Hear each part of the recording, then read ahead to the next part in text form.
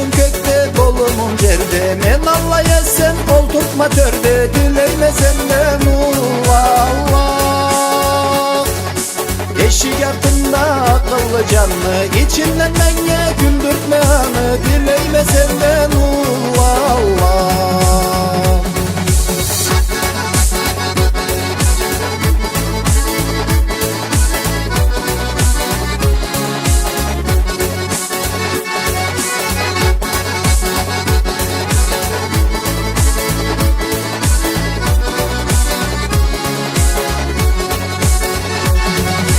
Kolumdan kellik işini başlasam, gönlüm uçunup tamam caşlasam, çırmaldan sakla Allah.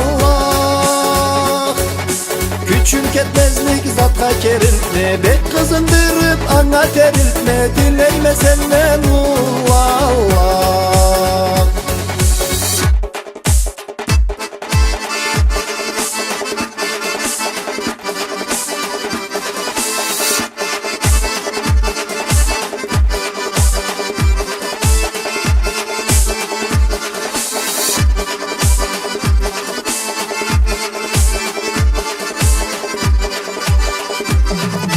Sen izlenimimi ken etme, bollumu acermaten etme, dileyme senden Allah.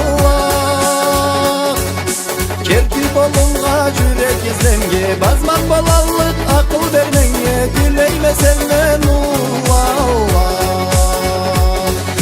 Dileyme senden